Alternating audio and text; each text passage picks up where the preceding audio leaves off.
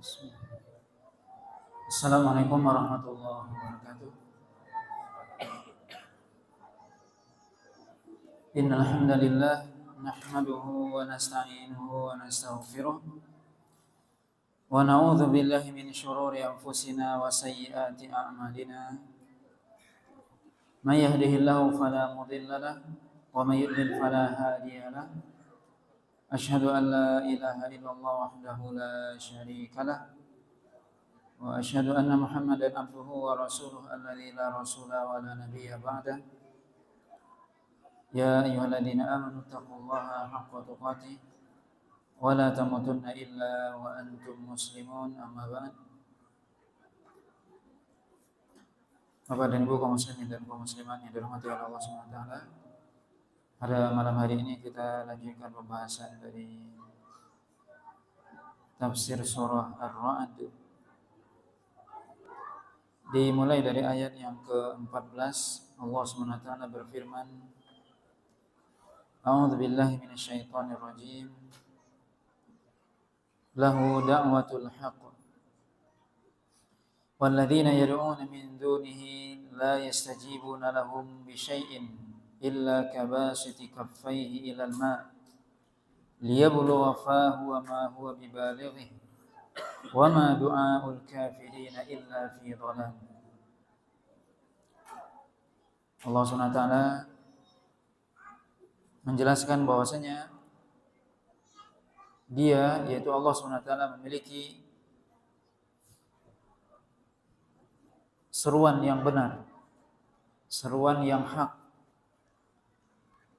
Ali bin Abi Thalib mengatakan, lahu da'watul haq, yakni at-tauhid. Allah Subhanahu wa taala memiliki seruan yang benar, seruan yang hak kepada manusia agar mereka bertauhid kepada Allah Subhanahu wa taala. Abdullah bin Abbas mengatakan, lahu da'watul haq, yaitu qala la ilaha illallah, yaitu dia mengatakan bahwasanya tidak ada yang berhak diibadahi kecuali hanya Allah. Maka Allah Subhanahu wa taala memiliki seruan di mana Allah Subhanahu wa taala menyeru manusia untuk menyembah hanya kepadanya. Tidak ada yang berhak diibadahi kecuali hanya Allah semata. Itulah hakikat dari dakwah tauhid, di mana kita hanya mengesahkan Allah, tidak beribadah hanya kepada Allah semata. Walladzina yad'una min dunihi la yastajibuna lahum bisyai'. Allah Subhanahu wa taala menggambarkan dan mengatakan bahwasanya orang-orang yang menyeru atau menyembah, meminta kepada selain Allah Subhanahu wa taala, maka tidaklah seruan-seruannya tersebut atau sekutu atau yang disembahnya tersebut bisa mengijabah apa yang mereka minta. Orang-orang yang menyembah kepada selain Allah, meminta kepada matahari, bulan, meminta kepada patung, meminta kepada jin, meminta kepada makhluk, Allah SWT katakan tidaklah makhluk-makhluk tersebut bisa mengijabah, memenuhi apa yang mereka minta. Ada yang minta rezeki kepada jin, ada yang minta agar diturunkan hujan kepada matahari dan seterusnya. Maka Allah katakan yang disembah selain Allah tersebut tidak bisa memberikan apa yang mereka minta sedikit pun. Kecuali kata Allah SWT, kabasiti kaffaihi ilal ma liyabluwa fahu wa ma huwa bibalighi. Kecuali kata Allah SWT seperti seseorang yang dia membentangkan kedua telapak tangannya ke air agar air itu sampai ke mulutnya, dan itu tidak mungkin sampai. Maka ini adalah sebuah permisalan yang Allah SWT gambarkan kepada kita. Allah SWT memberikan sebuah permisalan, perumpamaan tentang orang yang dia beribadah kepada selain Allah, kemudian dia minta kepada selain Allah, meminta kepada makhluk-makhluk tersebut. Seolah-olah kata Allah, Orang yang meminta kepada selain Allah tersebut seperti orang yang dia membentangkan kedua tangannya ke air supaya air itu sampai ke mulutnya. Ya, dia bentangkan, dimasukkannya air ke sini supaya air itu ya, dibentangkan seperti ini. Kalau kita ngambil air gini, kalau dia gini, gimana dia bisa membawa air itu ke mulutnya? Kalau dia mau mengambil air diciduk seperti ini. Tapi dia seperti ini, kabasiti kaffaihi, seperti orang yang membentangkan kedua telapak tangannya. Ini menurut penafsiran yang pertama. Penafsiran yang kedua, seperti orang yang disebutkan orang yang menggenggam air. Bisa enggak kita menggenggam air? Enggak bisa. Yang bisa kita genggam itu mungkin ya batu bisa, pasir bisa digenggam, tapi air enggak bisa. Akan jatuh dia. Kemudian dia genggam terus dia sampaikan ke mulutnya. Makna yang lain disebutkan oleh para ulama ahli tafsir seperti orang yang dia membentangkan kedua tangannya ke sumur. Di pinggir sumur sedangkan air itu ada di dalam sumur. Tangannya enggak sampai ke air, bagaimana bisa air itu sampai ke mulutnya? Betapa jauhnya kemungkinan air itu akan sampai ke mulutnya. Maka ini sebuah gambaran yang Allah berikan. Perumpamaan yang Allah SWT sebutkan dalam Al-Quran betapa orang yang dia meminta kepada selain Allah seperti dia menggenggam air atau dia membentangkan kedua tangannya ke dalam air kemudian dia masukkan ke mulutnya, atau seperti orang yang dia membentangkan kedua tangannya di pinggir sumur untuk dia sampaikan kepada mulutnya. Tangannya sendiri belum sampai kepada air, apalagi dia ingin menyampaikan air kepada mulutnya.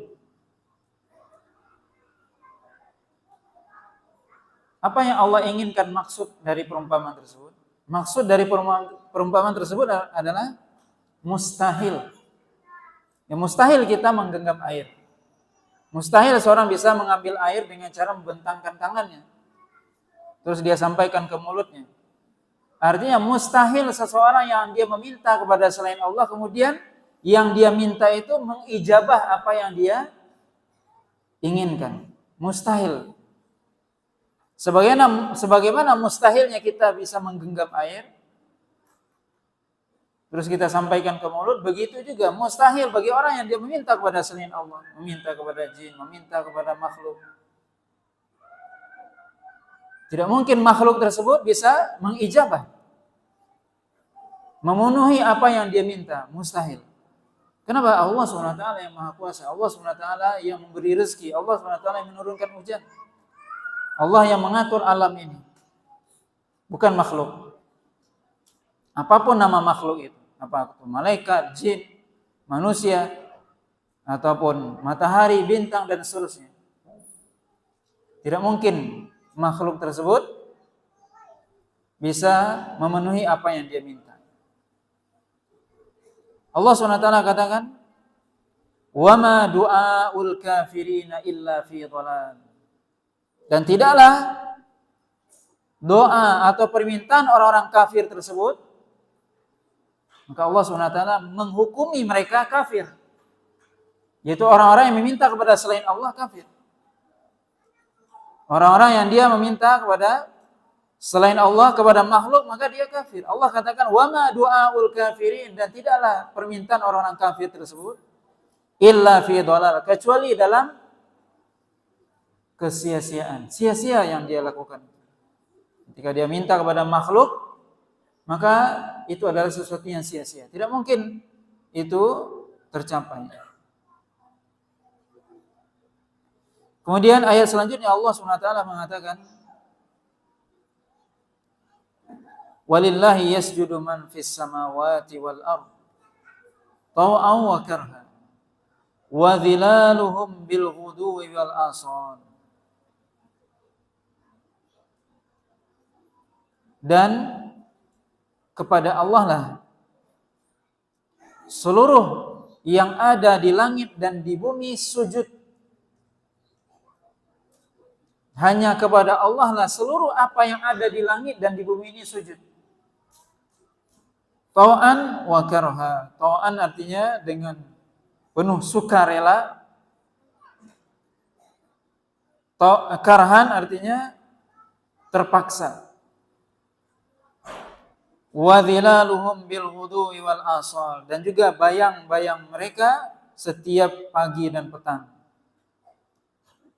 Allah SWT katakan seluruh makhluk yang ada di langit dan di bumi ini seluruhnya sujud kepada Allah SWT, tunduk kepada Allah SWT. Baik tunduknya itu secara sukarela. Siapa yang sukarela? Penuh keridhaan orang-orang beriman. Seluruhnya sujud, seluruhnya tunduk kepada Allah SWT secara sukarela, yaitu orang-orang beriman.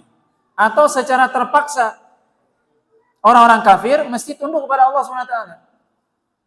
Kata Allah mati, mati dia. Kalau kata Allah sakit, sakit dia. Kata Allah hancur, hancur dia.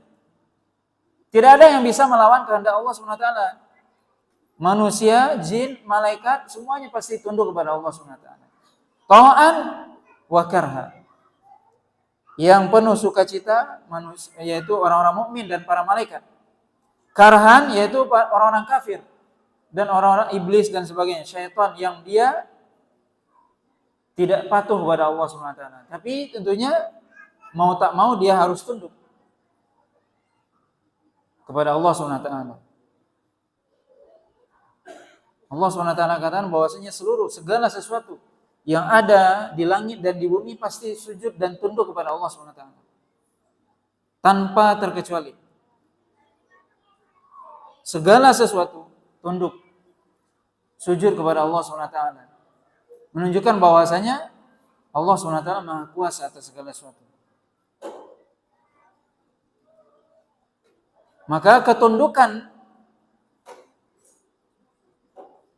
dan sujudnya seluruh makhluk kepada Allah, yang Allah berikan pahala yaitu yang tunduk dengan sukacita, dengan penuh kerelaan. Adapun dia terpaksa, maka dia tentunya tidak diberikan pahala. Maka orang-orang berimanlah yang mereka mendapatkan pahala, yang mereka tunduk kepada Allah SWT, beribadah hanya kepada Allah, meminta hanya kepada Allah, mengagungkan Allah SWT, mensucikan Allah SWT, membesarkan Allah SWT.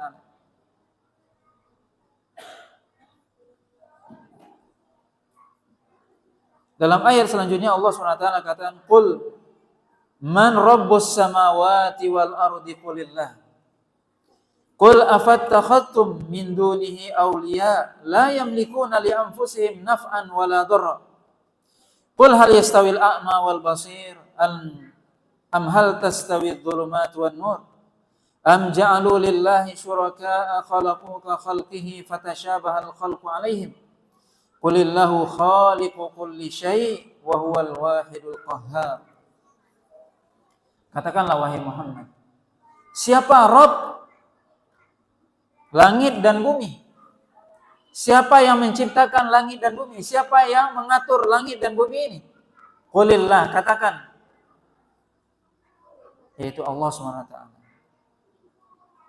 Siapa yang menciptakan langit dan bumi? Allah SWT. Siapa yang mengatur alam semesta ini? Allah SWT. Siapa yang memiliki? Allah SWT. Dan orang-orang kafir Quraisy di zaman Nabi mereka tahu itu. Allah katakan wala in sa'altahum man khalaqahum la yaqulunna Allah.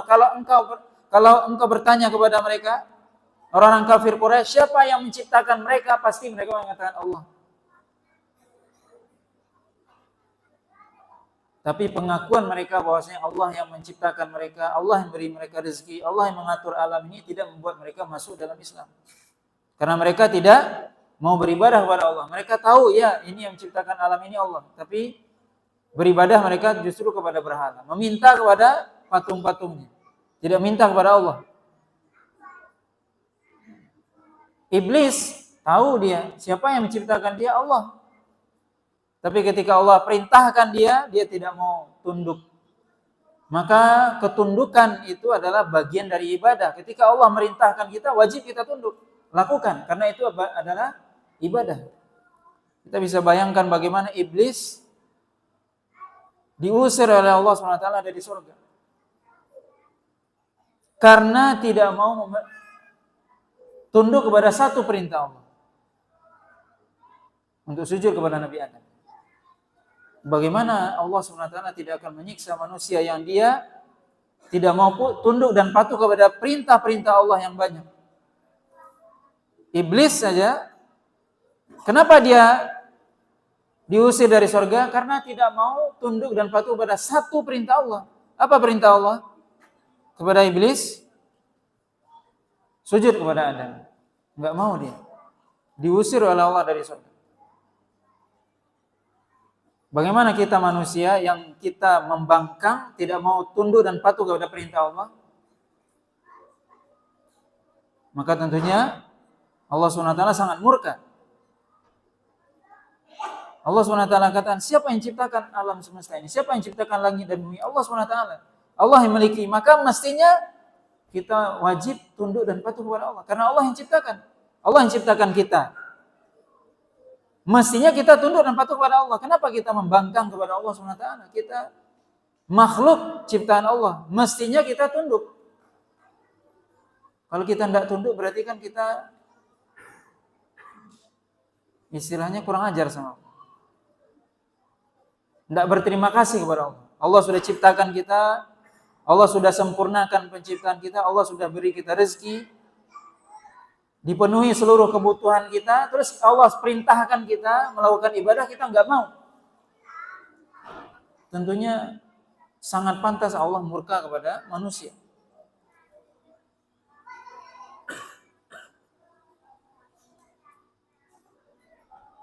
Allah Subhanahu wa taala katakan, "Qul afattakhadtum min dunihi awliya la yamlikuna li anfusihim naf'an wala dharra." Katakanlah, apakah kalian menjadikan selain Allah sebagai wali, sebagai sembahan, sebagai tempat meminta pertolongan yang mereka tidak memiliki atau mereka tidak bisa mendatangkan buat diri mereka sendiri saja manfaat dan mudarat? Allah SWT mengatakan, bagaimana kalian menjadikan para berhala-berhala, patung-patung ini ataupun makhluk selain Allah, kalian jadikan sembahan, padahal patung-patung tersebut, sembahan tersebut, makhluk tersebut tidak memiliki, tidak bisa mendatangkan kepada diri mereka sendiri manfaat dan mudarat, dan tidak bisa memberikan manfaat dan mudarat, tidak bisa mendatangkan buat dirinya sendiri manfaat dan mudarat, dan juga tidak bisa memberikan manfaat dan mudarat kepada orang lain. Maka ayat ini menjelaskan kepada kita konsekuensi dari tauhid rububiyah adalah tauhid uluhiyah. Artinya apa? Allah SWT membuka ayat yang ke-16 ini dengan tauhid rububiyah. Katakan, siapa yang menciptakan langit dan bumi? Itu tauhid rububiyah. Siapa yang menciptakan? Allah SWT. Berarti kalau Anda mengetahui dan mengakui Allah SWT yang menciptakan, mestinya Anda meminta hanya kepada Allah. Tidak meminta kepada selain Allah. Lalu kenapa Anda menjadikan selain Allah sebagai sembahan yang mana selain Allah tersebut tidak bisa mendatangkan manfaat dan mudarat bagi diri mereka sendiri ataupun apalagi bagi orang lain?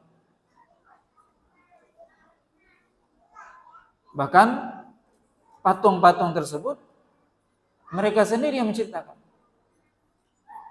Bahkan jin yang mereka sembah, jin itu adalah makhluk. Atau manusia yang mereka sembah, manusia tersebut makhluk. Tidak bisa mendatangkan manfaat dan mudarat.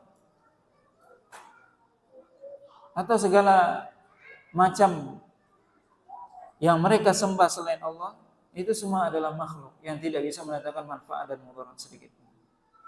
Allah SWT katakan, "Qul hal yastawil a'ma wal basir." Apakah sama orang yang buta dan orang yang melihat? Kata Allah SWT. Siapa orang yang buta? Maksudnya orang kafir. Kenapa Allah mengumpamakan orang kafir buta? Mereka tidak bisa melihat kebenaran. Sudah nampak kebenaran di hadapan dia, tapi dia tidak bisa mengamalkannya, tidak bisa menerimanya. Seolah-olah buta terhadap kebenaran. Apakah sama orang yang buta dengan orang yang melihat? Kata Allah, orang yang basir. Siapa orang yang basir? Orang mukmin, yang dia bisa melihat kebenaran, kemudian dia mengamalkan kebenaran tersebut. Hal tastawid dhulumat wan nur? Apakah sama? Atau apakah sama kegelapan dan cahaya? Maka kekufuran itu diibaratkan oleh Allah SWT kegelapan. Karena orang kafir dia buta terus gelap, tidak bisa, dia tidak tahu mau kemana, apa yang harus dilakukan, siapa yang disembah, kepada siapa dia meminta, tidak tahu dia. Maka itu ibaratnya orang buta. Orang buta gimana? Nggak tahu dia mau melangkah kemana, mau ke depan, ke belakang, kanan, kiri. Apa yang harus dilakukan tidak tahu dia. Begitu orang kafir, nggak tahu dia apa yang harus dia sembah, apa yang harus dia lakukan. Kepada siapa seharusnya dia meminta, kepada siapa mestinya dia merendahkan diri. Nggak tahu dia. Maka orang-orang kafir berada dalam kegelapan. Sedangkan orang beriman diibaratkan dengan cahaya. Maka iman adalah cahaya. Dan kekufuran adalah kegelapan.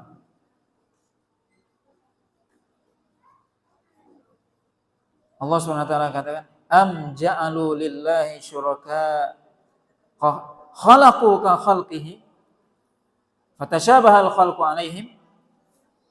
Apakah mereka menjadikan bagi Allah, mereka maksudnya orang-orang kafir, apakah mereka menjadikan bagi Allah, apakah orang-orang kafir tersebut menjadikan bagi Allah sekutu-sekutu yang mereka sembah selain Allah, kemudian sekutu tersebut khalaqu bisa menciptakan ka khalqihi sebagaimana ciptaan Allah. Di sini Allah SWT bertanya. Semua ini pertanyaan apa?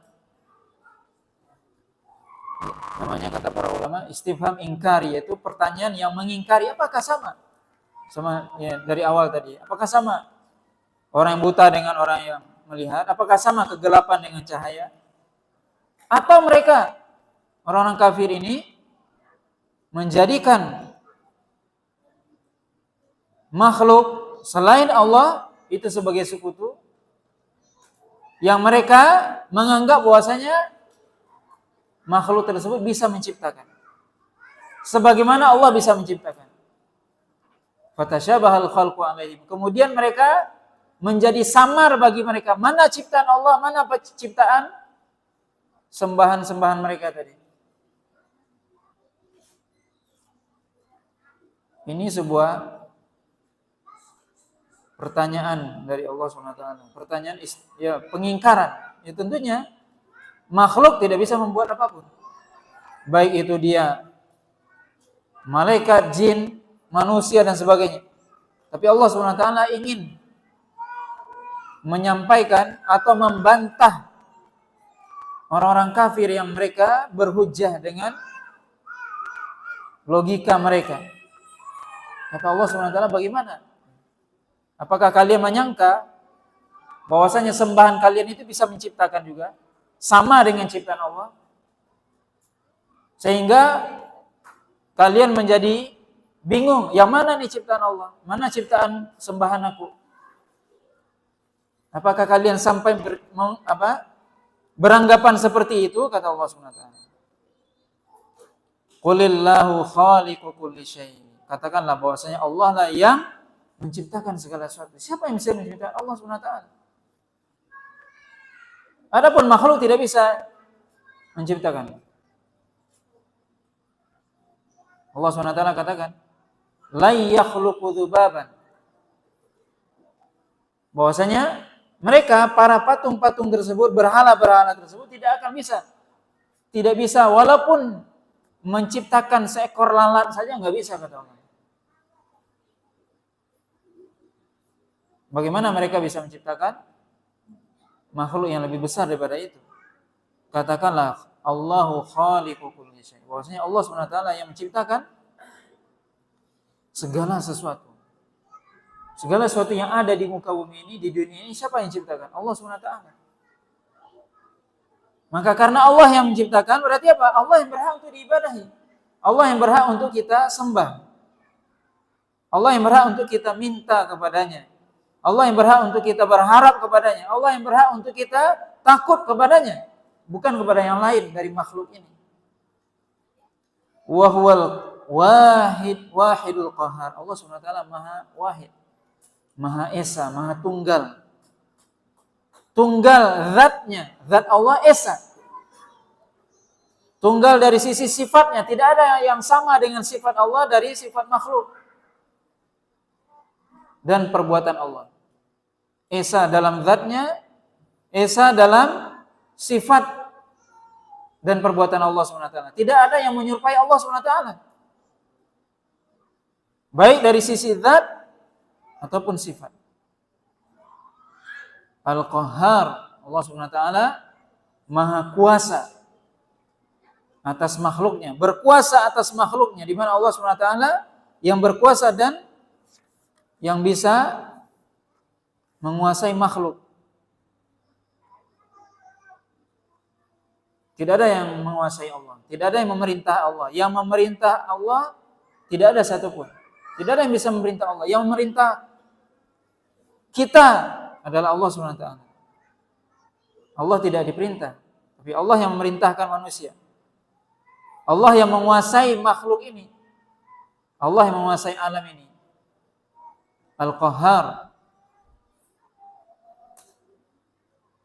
Maka karena Allah SWT yang menciptakan, Allah yang berkuasa, Allah yang Maha Esa, maka mestinya Allah yang berhak untuk diibadahi. Maka ini Allah SWT menutup ayat ini dengan nama dan sifatnya Al-Wahid. Itu adalah nama Allah yang mengandung sifat. Al-Qahhar, nama Allah yang mengandung sifat. Maka Allah SWT menutup ayat ini supaya kita apa? Supaya kita memperhatikan, mentadaburi, memahami bahwasanya kalau Allah SWT yang Maha Tunggal, yang Maha Esa, maka dialah yang berhak untuk diibadahi. Kalau Allah SWT yang Maha Kuasa atas segala makhluknya, maka dia yang berhak untuk kita takuti, kita ibadahi, bukan selain Allah.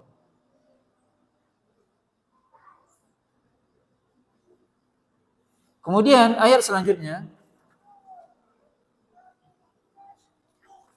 ayat yang ke-17, Allah SWT mengatakan, anzala minas sama'i ma'a fasalat awdiyatun biqadariha fahtamala as-sailu zabadar rabi' wa mimma yuqidu alaihi fin nari bitigha'a hilyatin aw mata'in zabadun mithluh kadzalika yadribu Allahu al-haqqa wal batil fa amma az-zabadu fayadhhabu jufaa wa amma ma yanfa'un nas fayamkuthu fil ardh kadzalika yadribu Allahu al-amthal. Allah SWT mengatakan, Allah SWT yang menurunkan dari langit air, yaitu hujan. Fasalat audiyatun biqadariha, maka kemudian mengalirlah audiyah, yaitu lembah-lembah, biqadariha, sesuai dengan kadarnya. Artinya apa? Ada lembah yang besar, maka air yang mengalir di situ juga besar. Artinya dia kapasitas menerima air itu besar. Ada lembah yang kecil, berarti apa? Kapasitas yang bisa dia terima dari air itu juga kecil. Maka ini adalah sebuah perumpamaan yang Allah berikan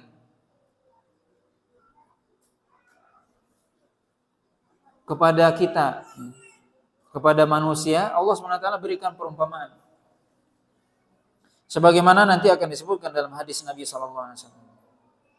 Allah SWT dalam ayat ini membuat sebuah permisalan.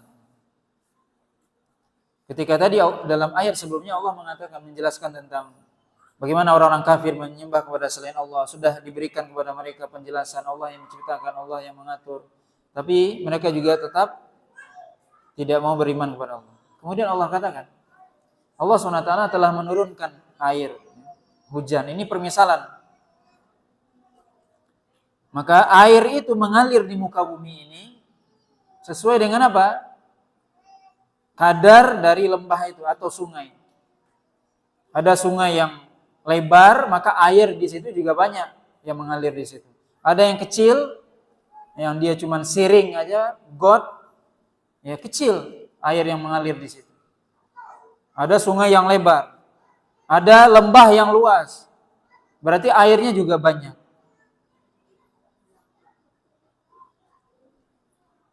Ini adalah perumpamaan yang Allah berikan sebagaimana yang Nabi SAW sebutkan. Dalam hadis yang diriwayatkan oleh Imam Bukhari dan Muslim dari Abi Musa al-Asy'ari, Rasulullah SAW mengatakan, Inna mathala ma ba'athani Allahu bihi minal huda wal ilmi kamathali ghaithin asaba ardan. Fakana minha ta'ifatan qabilatil ma'a fa'ambatat al-kala wal ushub al-kathir. Wa kanat minha ajari amsakatil ma' fanafa'a Allahu bihan nas. Fasharibu wara'an wa saqaw wa zara'u. Wa asaba ta'ifatan ukhra innama hiya qai'an la tumsiku ma'an wa la tumbitu kala'an. Fakadzalika mithlu man faqaha fi dinillah wa nafa'ahu Allah bima ba'athani wa nafa'a bihi fa'alima wa 'allama wa mathalu man lam yarfa' bidzalika ra'san wa lam yaqbal hudallah alladzi ursiltu bihi. Apa Rasulullah SAW memberikan sebuah perumpamaan dalam hadis ini, yang mana perumpamaan ini sesuai dengan ayat. Kata Nabi SAW, perumpamaan aku dan apa yang Allah utus bersamaku dari petunjuk dan ilmu seperti air hujan yang menimpa suatu tanah, yang menyirami tanah. Maka ada sebagian dari tanah itu yang menerima, yang bisa menampung air, kemudian tanah tersebut bisa menumbuhkan tanaman, bisa menumbuhkan rumput, tanaman yang banyak. Ada juga tanah yang dia hanya bisa menyerap air tapi tidak menumbuhkan. Maka Allah SWT bisa memberikan faedah kepada manusia melalui dia. Manusia bisa minum, kemudian juga bisa manusia memberikan minuman kepada hewan ternak mereka, dan juga mereka bisa bercocok tanam. Dan juga ada yang ketiga, yang mana tanah tersebut tidak bisa menahan air, tidak bisa menyerap air, sehingga dia tidak bisa menumbuhkan. Dan itulah kata Nabi SAW seperti permisalan orang yang dia memahami agama Allah dan memberikan manfaat dari agama Allah Subhanahu wa taala. Ada orang yang dia berilmu, mendapatkan ilmu, kemudian dia ajarkan. Dan ada orang yang dia tidak bisa menerima apa yang Allah Subhanahu wa taala berikan dari petunjuk ini, dari apa yang aku diutus dengannya. Maka Nabi SAW mengumpamakan dalam hadis ini apa? Nabi memberikan sebuah permisalan bahwasanya ada sebuah tanah yang kemudian disiram oleh air. Tanah itu terbagi menjadi 3. Bagian pertama bisa menyerap air, kemudian bisa menumbuhkan. Yang kedua hanya bisa menyerap, tidak bisa menumbuhkan. Yang ketiga tidak bisa menyerap sama sekali, berarti juga nggak bisa menumbuhkan. Itulah perumpamaan orang yang dia bisa mempelajari agama ini, kata Nabi. Air itu diibaratkan ilmu, diibaratkan wahyu dari Allah. Siapa yang bisa memahami wahyu, memahami ilmu yang Allah SWT turunkan melalui Rasulnya, itulah ibaratnya orang yang berilmu tadi, para ulama yang mereka bisa memahami, kemudian mereka ajarkan kepada orang, bermanfaat buat dirinya dan orang lain. Atau ada orang yang hanya dia bisa menahan air saja, yaitu orang yang dia hafal saja, tapi dia tidak bisa menjelaskan, tapi juga bisa memberikan manfaat. Tapi yang ketiga yang paling parah, tidak bisa menyerap air sama sekali. Itulah orang-orang kafir. Maka hadis ini sama dengan ayat ini. Allah SWT mengatakan apa? Allah menurunkan hujan dari langit. Kemudian apa? Ada sungai ataupun lembah tadi yang luas sehingga air yang mengalir banyak. Ada orang yang dia bisa menyerap ilmu itu dengan banyak. Ada yang sedikit cuma. Itu tergantung apa? Yang Allah berikan. Jadi Allah SWT memberikan, menurunkan Al-Quran, menurunkan hadis. Ada orang yang paham. Ada yang memahami Al-Quran dan hadis itu dengan banyak, ada yang sedikit. Ada yang gak paham sama sekali. Itu maksudnya. Maka Allah SWT dalam ayat ini membuat sebuah perumpamaan, permisalan, agar kita memahami dengan baik. Ketika Allah SWT menurunkan Al-Quran, menurunkan sunnah Nabi SAW, ini adalah air ibaratnya. Kalau seandainya air hujan itu menyirami tanah, menyirami bumi sehingga subur, maka Al-Quran juga akan menyirami hati manusia. Sehingga menjadi subur hati manusia itu. Sehingga hati manusia yang subur itu memberikan faedah kepada dirinya dan orang lain. Tunduk kepada Allah SWT. Ini hati yang subur. Tapi ada yang dia mendengarkan Al-Quran tidak paham-paham, mendengar hadis tidak paham, atau dia paham sedikit. Maka itulah ini Allah SWT berikan contoh. Kata Allah SWT, fasalat audiyatun biqadariha, maka air itu akan mengalir di lembah tersebut sesuai dengan kadarnya. Ada yang luas, ada yang akan banyak airnya. Kalau sedikit kecil, ya sudah kecil. Tempat nampungnya, ibaratnya kalau gelasnya besar, daya tampungnya besar. Kalau kecil, ya sudah kecil. Begitulah ibaratnya hati kita. Maka ibaratnya apa? Wadi atau lembah itu ibaratnya hati kita. Berapa hati kita kemampuannya menyerap ilmu yang Allah berikan? Ada ilmu, ada hati orang yang luas, yang besar kapasitasnya, dia bisa menampung ilmu yang Allah berikan melalui Al-Quran dan Sunnah. Ada yang kecil, ada yang sedikit. Ada yang tidak bisa hatinya menerima kebenaran. Itulah orang-orang kafir. Fahtamalas sailu zabadar rabi. Kemudian apa? Air itu ya membawa zabat. Zabat itu artinya buih. Buih yang rabia, yang ya kalau kita lihat buih itu apa? Ya yang mengapung, rabia. Kalau kita lihat buih itu apa? Yang di atas, yang mengapung. Kalau kita lihat air di sungai, itu ada buih-buihnya. Buih itu di mana? Pasti di atas, mengapung dia. Tidak di dalam, tidak mendalam dia. Ini perumpamaan pertama. Yaitu apa? Orang yang dia ketika mendengarkan Al-Quran, mendengarkan hadis Nabi SAW, menerima agama dan hidayah ini, ada yang dia menerima sesuai dengan keadaan hatinya, keadaan dirinya. Ada yang cuman apa? Dia seperti hanya menerima buih saja. Tidak bermanfaat bagi dia apa? Al-Quran tersebut. Na'udzubillah. Kemudian perumpamaan yang kedua Allah berikan apa? Wa mimma yuqidu alaihi fin nari bitigha'a hilyatin aw mata'in zabadun mithlu.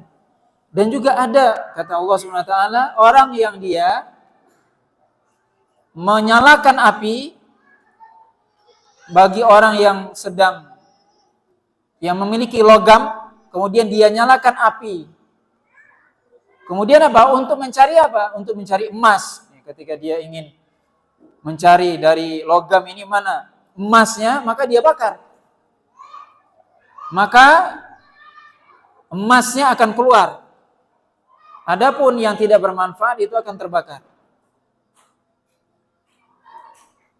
Itulah perumpamaan yang Allah berikan kepada apa? Orang yang sama dengan sebelumnya.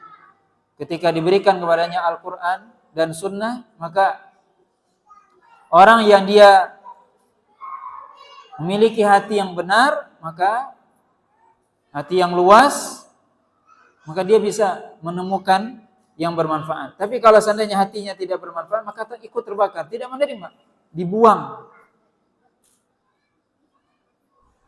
Ketika dia menyalakan api tersebut, dia ingin mendapatkan apa? Perhiasan, ingin mendapatkan emas dan perak atau yang lainnya. Au matain, atau dia ingin mendapatkan sesuatu, perhiasan. Zabadum mithlu. Tentunya ada juga dari apa? Dari logam tersebut yang jadi zabad. Zabad itu seperti tadi buih atau sesuatu yang tidak bermanfaat. Yang tidak bermanfaat itu yang terbakar. Yang bermanfaat itu akan tetap ada. Kadzalika yadribullahu al-haqqa wal batil. Begitulah Allah SWT memberikan perumpamaan tentang kebenaran dan kebatilan.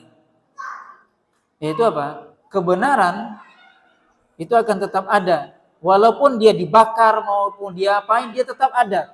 Emas mau diapain aja dia tetap emas.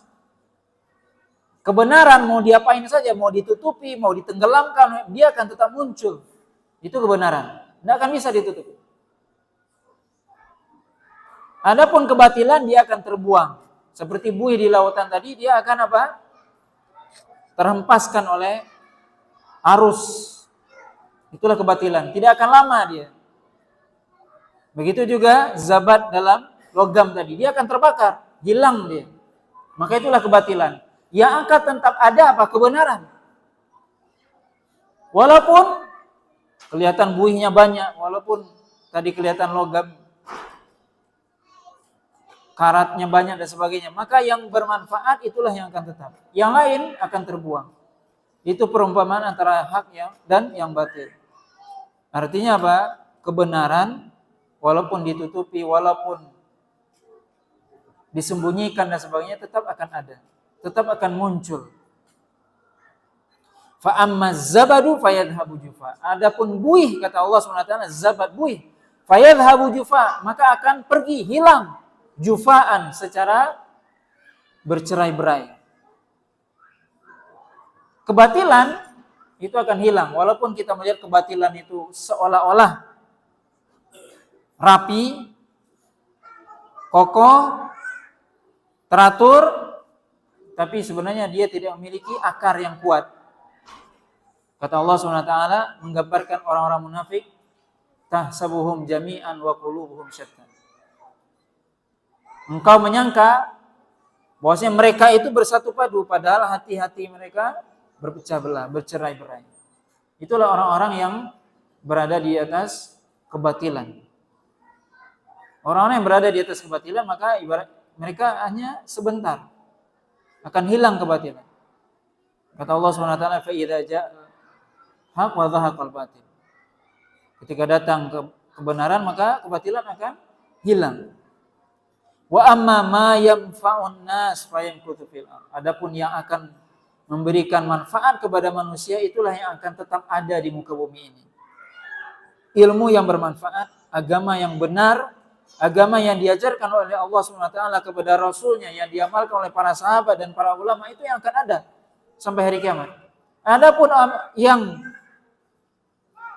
batil, yang tidak benar akan hilang. Agama yang benar, ajaran yang benar yang diajarkan oleh Nabi, itulah yang akan tetap ada. Adapun segala sesuatu yang tidak benar, itu akan hilang. Yang akan bermanfaat itu yang tetap ada di muka bumi ini. Allah SWT katakan, kadzalika yadribullahu al-amsal. Begitulah Allah SWT memberikan perumpamaan kepada kita agar kita apa? Memahami. Jadi Allah SWT dalam Al-Quran sebenarnya banyak, terutama dalam ayat-ayat Makkiyah atau surah Makkiyah memberikan banyak permisalan, perumpamaan. Tujuannya apa? Tujuannya agar kita memahami. Wa tilkal amsalu nadribuha linnas. Begitulah Allah SWT memberikan permisalan kepada manusia. Wa ma yaqiluha illa al-alimun, dan tidak ada yang bisa memahami permisalan tersebut kecuali orang yang alim, orang yang berilmu.